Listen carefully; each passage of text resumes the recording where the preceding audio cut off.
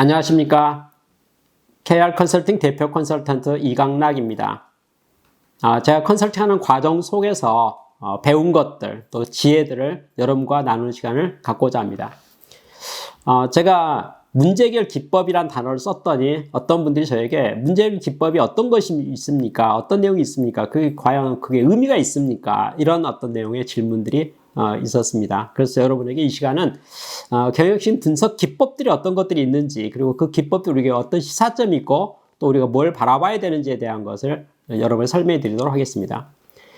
저는 주로 이제 제조업의 경영 혁신에 대한 일을 많이 하고 있습니다. 다시 말해서 공장이죠. 제조업의 현장에 어떤 혁신할 것인가에 대한 것을 관심을 가지고 있는데, 제가 자료를 보니까요, 컨설팅 역사 가운데 어떤 과학적 관리 기법이라는 용어가 있었습니다. 그 내용은 뭐냐면요, 지금으로부터 한 100년 전에 만들어진 기법인데, 테일러라는 분께서 이제 중심이 돼가지고 만드는 내용입니다. 과학적 관리, 이게 숫자로 관리한다는 걸 의미합니다. 다시 말해서 과학적으로 객관적으로 현장을 분석하자는 거죠.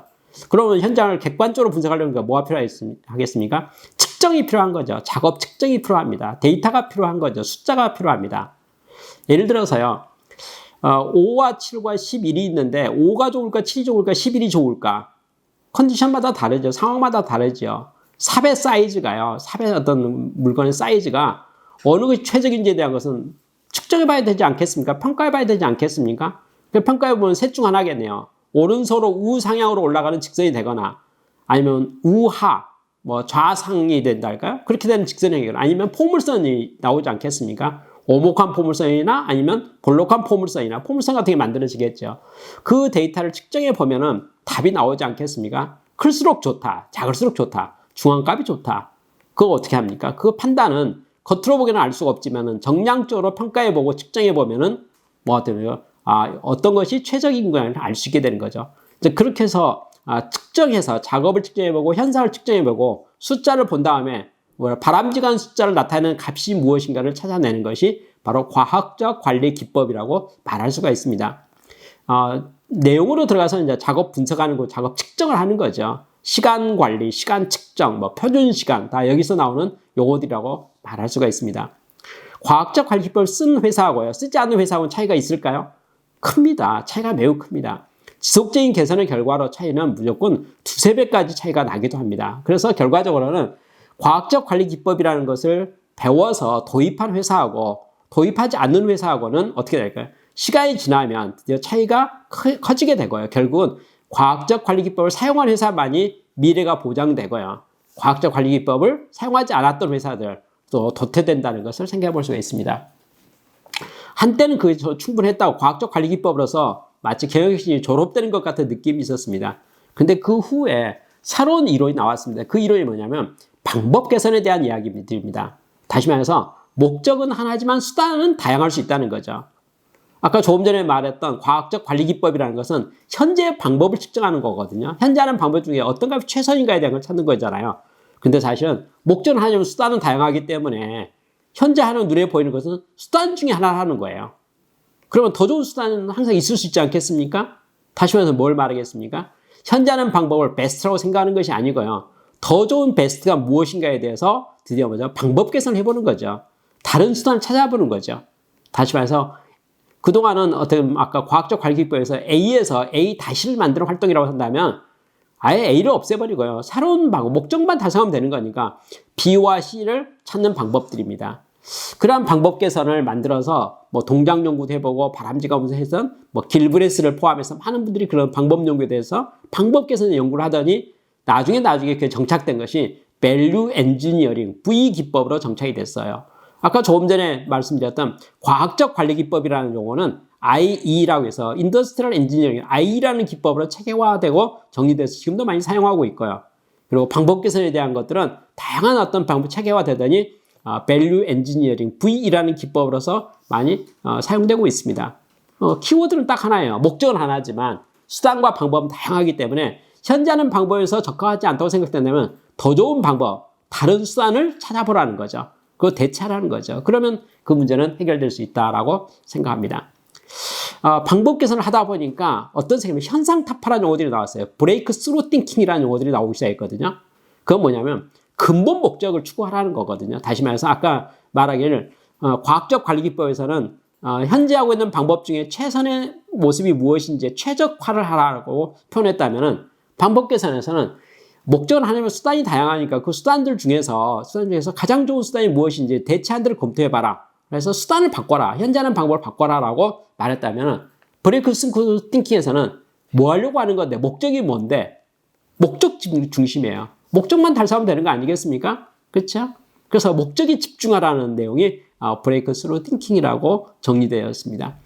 이러한 식으로 표준화된 어떤 매뉴얼들이 경영심 분석 기법들이 계속적으로 퍼져나기 시작했어요. 최근에는 일본의 제조업에 대한 벤치마킹들이 유행을 했었습니다. 어떤 내용들이냐면요. 일본의 산업화되면서 자동차를 예를 들어볼까요? 일본에서 만든 자동차가 세계에서 가장 가격 싸면서 품질 좋게 나오는 거에서 최고의 제품을 만든 거거든요. 그래서 사람들이 이런 관심을 갖는 거죠. 일본은 어떻게 그 자동차를 그렇게 잘 만들었을까? 고품질이면서 저원가로. 궁금하지 않습니까? 그래서 연구하기 시작했어요. 그 연구해 봤더니 그 맨 뿌리가 뭐가 나왔습니까? 예를 들어서요. 2차 세계대전이 끝나고 나서 전후 일본입니다. 일본의 경제를 발전시키기 위해서 많은 전문가들이 투입이 되어서 도와주기 시작했는데 그중에 대표적인 분 중에 한 분이 데밍 박사입니다. 미국 분이네요. 이분이 일본에 가서 세미나라고 강의를 했어요. 통계학에 대해서 숫자에 대한 강의를 했는데 일반적으로 제가 과학적 관리 기법에서 숫자가 중요하다고 말했는데요. 데밍 박사는 3포에 대한 중요성을 말했어요. 3포. 통계에 대한 이야기를 한 거거든요. 3포를 줄여야 된다는 거죠. 3포가 큰 것은 품질이 불균일하다는 걸 말하는 거고 3포가 적다는 것이 품질이 균일해지는 의미하기 때문에 3포 관리를 잘해야 된다고 말했습니다. 그래서 통계적인 품질 관리를 어떻게 할 것인가. 그래서 SQC라는 용어를 만들기도 하고 QC를 만들기도 하고 또 그것을 잘하기 위해서는 전원 협력해야 되지 않겠습니까? 그래서 QC 서클이라는 용어도 만들기도 하고요.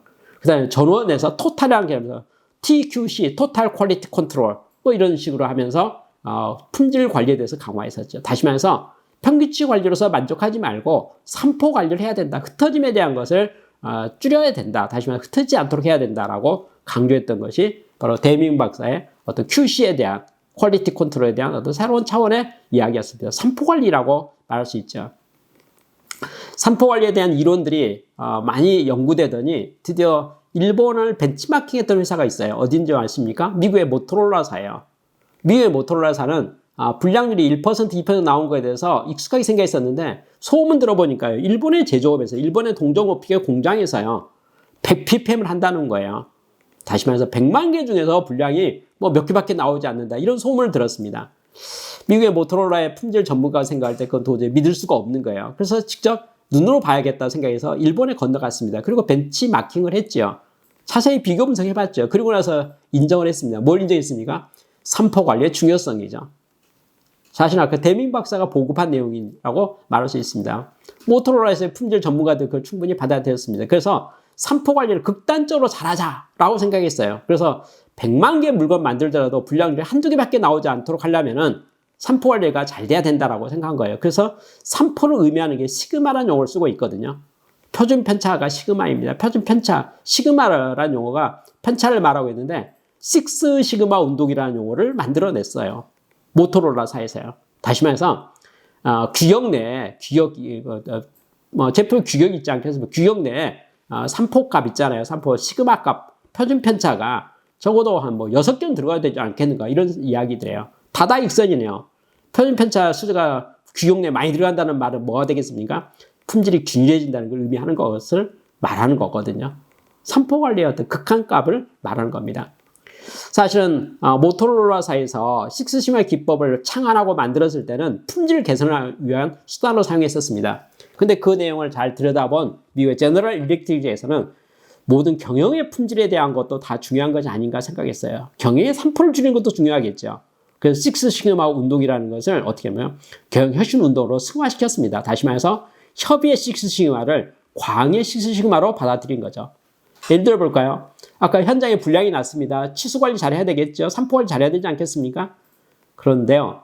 모토로라사의 잭 웰치라는 분이 현장에 가서 자재 관리 과장을 만났습니다. 자재 책임자를 만났어요. 그러고 나서 물어봤습니다. 자네는 어떤 개선을 하고 있는가 물었습니다. 그랬더니 이렇게 말합니다. 예, 재고 자산 회전율을 관리하고 있습니다. 이렇게 말했어요. 재고자산 회전율 지금 몇 회전인데, 예, 지금 한 3회전 정도 되는데 4회전까지 올리려고 노력하고 있습니다. 이렇게 말했더니 잭 웰치 그 자재관리 부장에게 책임자에게 질문했어요. 내가 궁금해서 그러는데 재고자산 회전율에 있어서 6 시그마 레벨은 몇 회전이야? 이렇게 물었습니다. 6 시그마 레벨이라는 건 뭘 말합니까? 무결점입니다. 3포 제로를 말해요. 완벽한 수준을 말하는 거거든요. 제로가 없는 불량 제로 수준을 말한다고 말할 수 있습니다. 자재관리 책임자가 생각해 봅니다. 재고자산 회전율은 높을수록 좋다고 생각하고 있는 거거든요. 3이 현재 모습인데 4회전이 더 좋다고 생각해서 3회전, 4회전을 개선하고 있잖아요. 근데 6마 레벨이 얼마냐고 물으니까 답이 좀 공공하네요. 뭐라고 말해야 될지 애매하네요. 5도 아닌 것 같고 6도 아닌 것 같고 커야 될 것 같아요. 9라고 말하면 좋을까? 10이라고 말하면 좋을까? 등등 많이 망설임이 생겼습니다. 그래서 한마디 했어요. 예, 재고자산 회전율 6 레벨이 몇 회인지 잘 모르겠습니다만은 그래서 최선을 다해서 최고의 회전율이 올라가도록 노력하겠습니다. 그렇게 말하고 말았다고 합니다. 3개월 지나서요. 보통 제너럴 일렉트릭에서 하는 6 시그마 운동은 보통 3개월 프로젝트가 일반적이거든요. 한 프로젝트가 끝나고 나서 종료됐을 때 그런 발표를 9회전으로 발표했습니다. 성과를 9회전 냈어요. 3회전을 4회전으로 하는 것은 개선입니다. 그래서 3회전을 9회전으로 하는 것은 그 혁신이죠. 그렇죠. 뭐 때문에 그렇게 혁신하게 됐습니까? 6 시그마라고 하는 어떤 용어, 어떤 목표치, 도전 그런 것들이 바로 그걸 가능하게 했다고 생각합니다. 하여튼 6 시그마 운동은 경영혁신 운동, 경영혁신 기법으로서 각광을 받았습니다. 전 세계 모든 대기업들이 그것에 도전했었고 활동하게 됐었죠. 사실 제너럴 일렉트릭 같은 회사는 6 시그마 기법만 보고만 뿐만 아니라요. 여러 면에서도 많은 도움을 많이 준 것 같습니다. 예를 들어 볼까요? 그 6 시그마 기법 도입하기 바로 직전에 도입했던 경영혁신 운동 중 한 가지가 워크아웃 운동이라는 게 있었습니다. 워크아웃 운동은 어떤 내용이냐면 쉽게 설명해서 집단 지성을 만들어내는 겁니다. 문제 해결을요 탑다운 방식으로 하는 것이 아니고요. 또 소수의 전문가가 답을 만들어내는 것이 아니고 타운 미팅이라고 해가지고요.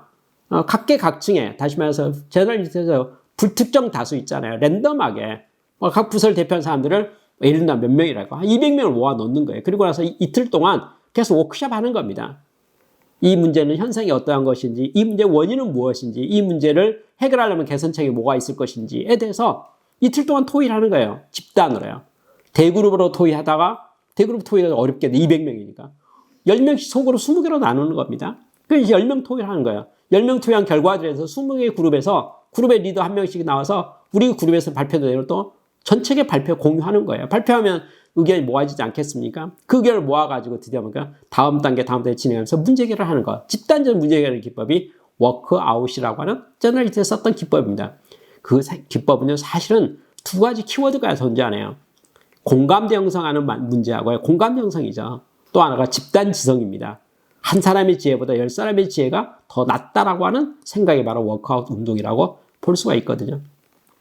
이러한 모든 경영혁신 기법의 테크닉들이 우리에게 주고 있는 시사점들이 있습니다.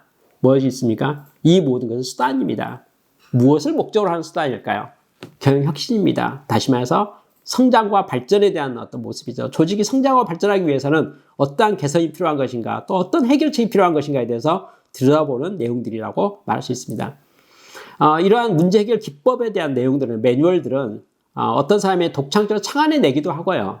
아니면 성공 스토리죠. 어느 특별한 기업이 큰 성공사를 나타냈을 경우에 그게 바로 기법이 되는 경우도 있습니다. 아까 말했던 모토로라사의 품질 개선 기법이 혁신 사례가 세계적으로 보급된 게 뭐라고 했습니까? 6 시그마 운동이라고 말할 수 있습니다.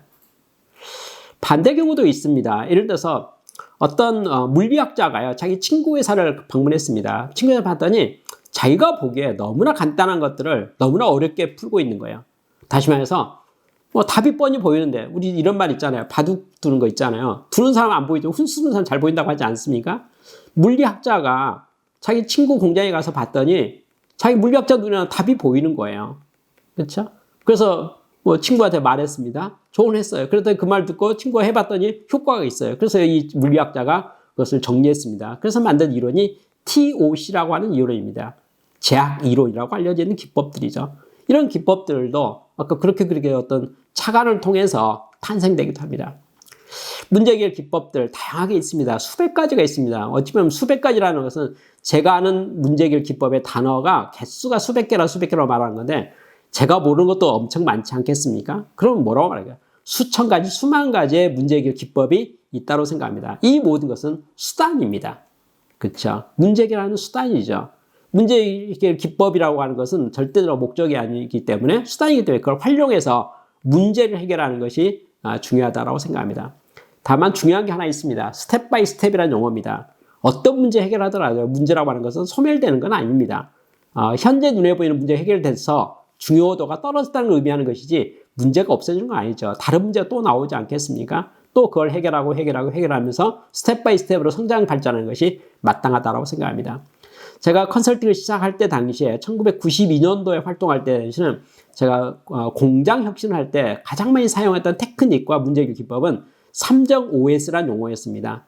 정리, 정돈, 청소, 청결, 습관화라는 용어였었거든요. 정돈을 잘하기 위해서는 정위치의 정품을 정량을 잘 관리해야 된다는 것을 강조했었습니다. 그것만 가지고도 효과를 참 많이 봤었습니다. 근데 2022년에 와서 3정 OS 어떤 수준일까요? 그건 현장 관리의 기본이라고 말하고 있는 수준이 되고 말았습니다. 다만 현재 많은 기업들 중에 기본을 철저히 준수하지 않기 때문에 3정 OS 지금도 열심히 잘해야 될 회사들이 태반임에도 불구하고 지금은 3정 OS로서 모든 문제를 해결할 수 있다고 말하진 않거든요. 마치 병원에 가면 진찰 도구들이 많지 않습니까? 그럼 건강검진할 때 보면 당신 이거 검사해 보세요 라고 해서 품목을 지정하잖아요. 그래서 피도 뽑아야 되고 등등 몇 가지 엑스레이 촬영도 하고 하지 않습니까? 문제 해결 기법의 종류도 무궁무진합니다. 다양합니다. 폭도 매우 넓습니다. 과연 나에게 적합한 기법이 무엇인지, 어떤 걸 수단으로 사용해서 문제를 해결할 것인지, 그리고 스텝 바이 스텝으로 지속적으로 개선해 갈 것인지에 대해서 검토하고 노력하는 것이 필요하다고 생각합니다.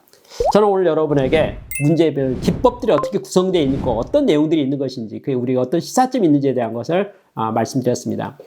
세상이 발전해 가면서 문제 해결 기법도 지속적으로 레벨업되고 발전돼 간다는 것을 생각합니다. 다만 이것은 관리 기술이기 때문에 누구든지 배우고 익힐 수가 있습니다. 사용할 수 있습니다. 그냥 보편성이 있다는 것을 참고로 말씀드릴 수 있겠습니다. 여러분도 직면하고 있는 모든 문제들을 지혜롭게 잘 극복하는 또 문제 해결 전문가가 되기를 특별히 강조하면서 부탁드리면서 또 당부하면서 이야기를 마치도록 하겠습니다. 감사합니다.